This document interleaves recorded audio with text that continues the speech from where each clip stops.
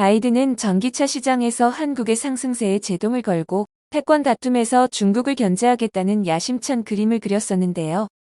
이제 와서 땅을 치며 후회하고 있는 모습입니다. 거기에 바이든을 부채질하며 대놓고 한국 요구를 들어주지 마라고 외치고 있는 조 맨친 의원의 검은 속내가 드러나고 있습니다. 한국의 대응으로 조 맨친 의원도 일본도 의도한 바를 못 이루고 된통당하기만 했다고 하는데요. 자세한 내용 살펴보겠습니다. 워싱턴 포스트가 현지 시각 28일 사설을 통해 조 바이든 미국 대통령이 2022년에 한 최악의 일 10가지를 꼽았는데 그중 하나로 인플레이션 감축법이 거론됐습니다. 그만큼 쓰잘머리 없는 법안이었다는 것을 미국 내부에서 비판하고 나선 것이었죠. 이 사설은 바이든이 서명한 IRA를 세 번째 실책으로 꼽으면서 취지와 달리 인플레이션이나 기후변화를 줄이지 못할 것이라고 예상하며 지구 온도 상승을 막는데도 사실상 효과가 없을 것이라고 비판했습니다. 매체들뿐 아니었는데요.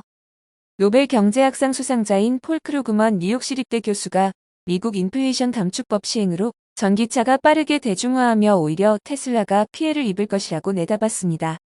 하락세를 면치 못하고 있는 가운데 그것은 어느 정도 현실화되고 있는 시점인데요. 그는 테슬라의 최고 경영자인 일론 머스크에 대해서는 대기업 경영은커녕 고양이도 못 맡길 사람이라고 대대적으로 비판하고 있었습니다. 또한 크루그먼 교수는 전기차가 개인 이동수단의 미래가 될 수 있다면서도 테슬라가 전기차 업계를 장기간 장악하기는 어려울 것으로 전망했습니다. 한국 등 주요 자동차 제조사들이 너나 할 것 없이 전기차 사업에 뛰어들면서 테슬라의 압도적 입지가 마련될 가능성이 사라졌다는 것이죠. 이러한 사실들을 그 많은 미국의 경제석학들이 모를 일 없었을 텐데요. 많은 우려와 반발이 있었음에도 바이든이 부랴부랴 도장을 찍었던 이유가 있습니다. 조 맨친 의원은 인플레이션 감축법에 미 의회 밀실 합의를 주도한 인물이라고 해도 과언이 아닐 정도로 깊게 관여하고 있습니다. 표면적으로는 미국의 재건을 위해서라고 하지만 IRA법의 전신이라고 할 수 있는 BBB 법안 때부터 반대를 하던 상황이었는데요. 조 맨친 의원은 민주당 소속이지만 더 나은 재건법이 오히려 인플레이션을 촉진시킬 수 있다는 이유로 상당히 부정적이었고 반대를 해오던 인물이었습니다. 이처럼 적극적으로 법안 통과에 제동을 걸고 있던 조 맨친 의원이 갑자기 태세를 전환한 것에 숨겨져 있던 꿍꿍이가 궁금할 수밖에 없었습니다. 그는 일본의 로비와 함께 끈끈하게 결탁되어 있는 상황이니 밝혀졌습니다. 일본은 로비의 나라답게 도요타는 자사 공장이 있는 웨스트버지니아주의 상원의원인 조 맨친 의원을 적극 공략한 것으로 전해고 있죠. 도요타는 정치자금 후원 등을 포함해 공장 추가 투자 계획을 제시하면서 조 맨친 의원을 설득한 것으로 알려졌는데요.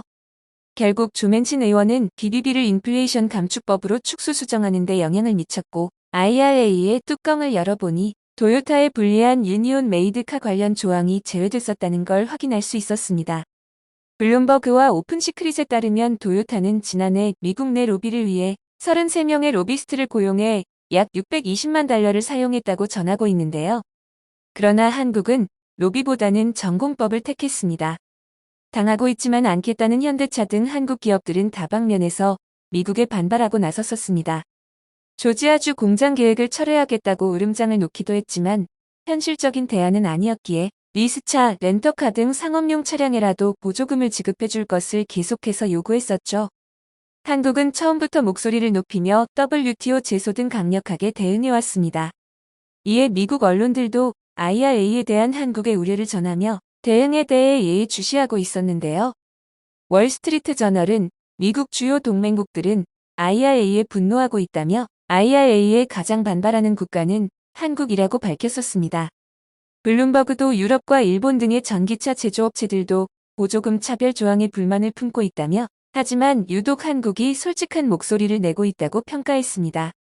한국은 지속해서 법안의 허점을 파고들어 렌터카와 리스, 승차 공유업체 차량 등도 친환경 상용차로 분류하도록 상업용 친환경차 범위를 폭넓게 해석해 달라는 의견서를 전달했다고 하죠.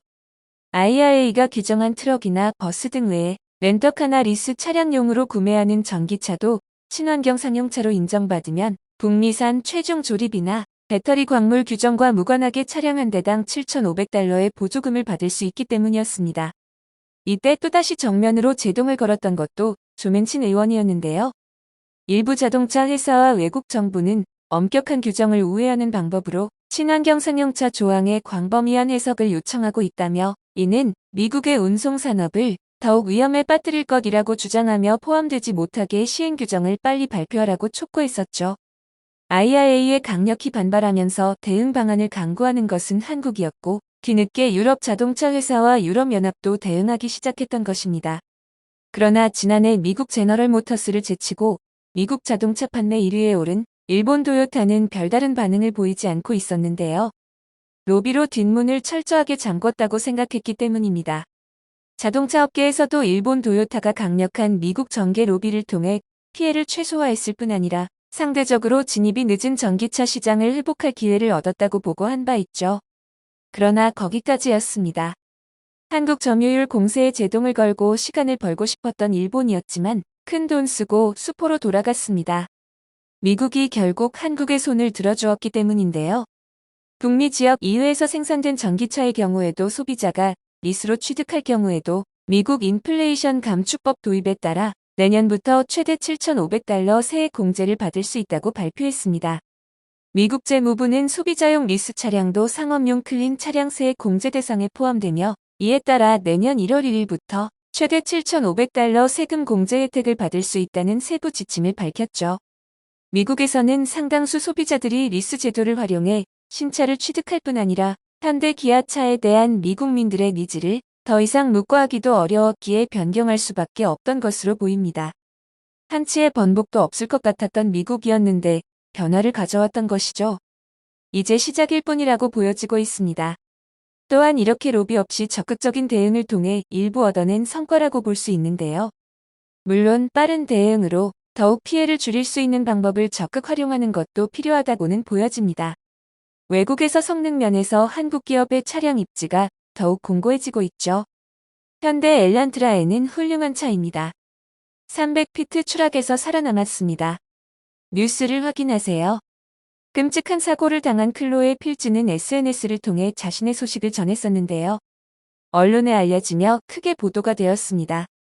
29일 워싱턴 포스트에 따르면 클로에 필즈와 크리스티안 젤라다 커플은 이달 중순 현대차의 준중형차인 엘란트라인을 타고 캘리포니아주 로스앤젤레스 카운티에 있는 앤젤레스 내셔널 국유림을 지나다 300피트 협곡 아래로 굴러 떨어졌다고 전했습니다.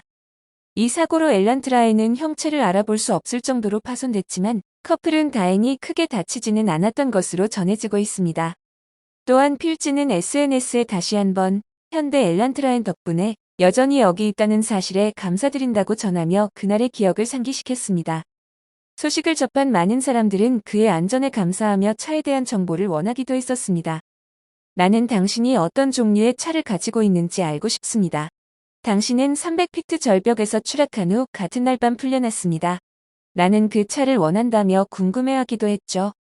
또 지난 5월 체코 출신의 아이스하키 선수 야르오미르 야그르도 SNS의 충돌 사고로 왼쪽 측면이 일그러진 기아 EV6 사진을 공개하며 기아가 나를 구했다고 전한 바 있습니다. 이처럼 한국 기업의 차량들의 선전을 더욱 기대하는 바입니다. 영상을 끝까지 시청해주셔서 감사합니다. 구독과 좋아요는 영상 제작에 큰 힘이 됩니다.